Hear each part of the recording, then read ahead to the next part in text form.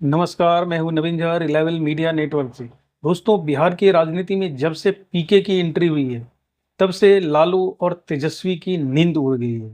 क्योंकि पीके ने उनके जो मुस्लिम और यादव वोटों का समीकरण था, उसमें मुस्लिम वोटों पे पूरे डालने चालू कर दिए थे। लेकिन आज उन्होंने कुछ ऐसा किया कि नीतीश कुमार की भी नींद उड़ा दी। जी हाँ दोस्तों, उन्होंने नीतीश कुमार के खास रहे और कभी कार्यकारी अध्यक्ष रहे जदयू के आरसीपी सिंह को अपनी पार्टी सहित अपनी पार्टी यानी कि जन स्वराज में विलय करवा दिया है।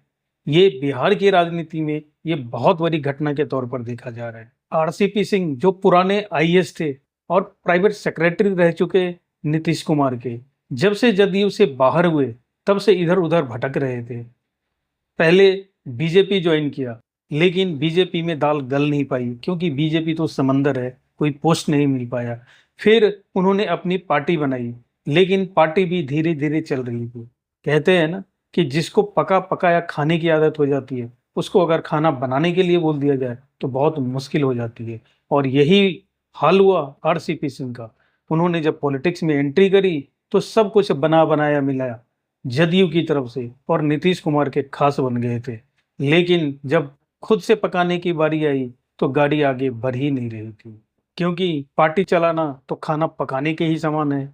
तो आरसीपी सिंह को खाना पकाने की आदत तो थी नहीं।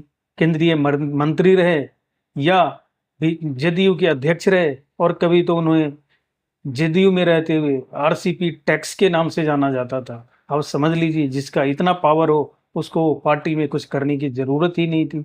लेकिन जब खुद पार्टी बनाई थी तो सारा कुछ खुद ही करना पड़ रहा था। संगठन तैयार करना इतना आसान नहीं होता है। और ऐसे समय में जब पीके का ऑफर आया तो उन्होंने अपनी पार्टी को जन स्वराज में विलय करना ही उचित समझा। ये उनके लिए बहुत ही भावुक सी घड़ी थी।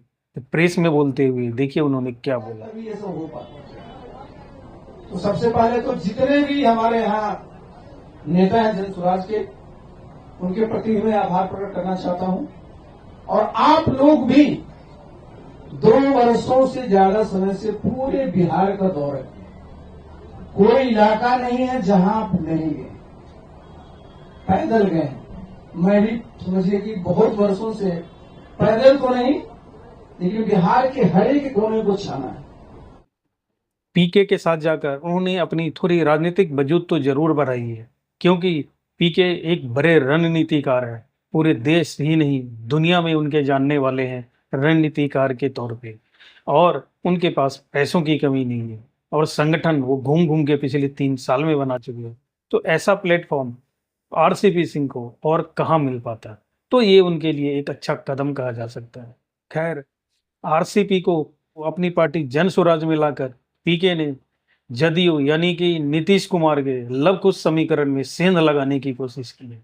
कितना लगा पाएंगे ये तो वक्त ही बताएगा, लेकिन फर्क तो जरूर पड़ेगा, क्योंकि नवादा के ही आरसीपी सिंह हैं, यानी कि नीतीश कुमार के होम डिस्ट्रिक्ट के, और वो भी उसी कास्ट से, कुर्मी कास्ट से आते हैं। तो कुर्मी और कोयरी का जो कॉम्बिनेशन यानी लव कुश कॉम्बिनेशन है, उसमें आरसीपी थोड़ी बहुत दखल तो जरूर देंगे। नीतीश कुमार जी से टकराते हैं, इतिहास गवाह है कि उनको मिट्टी में पलीद हो जाना है।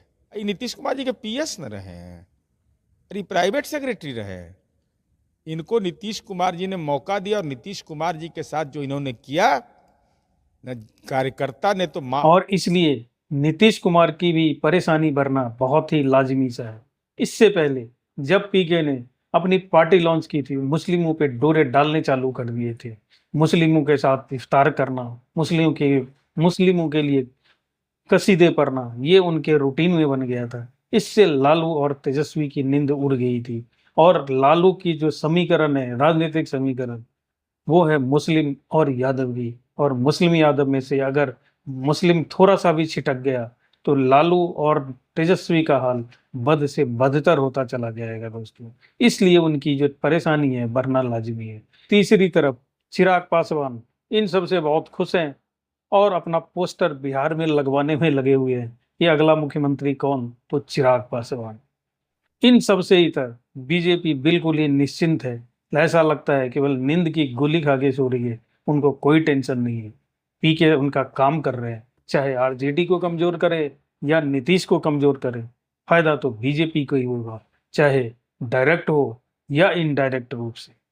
इसलिए ऐसा लगता है कि कहीं पीके को बीजेपी ही तो नहीं स्टूज बना के फिट किया है बिहार की राजनीति में।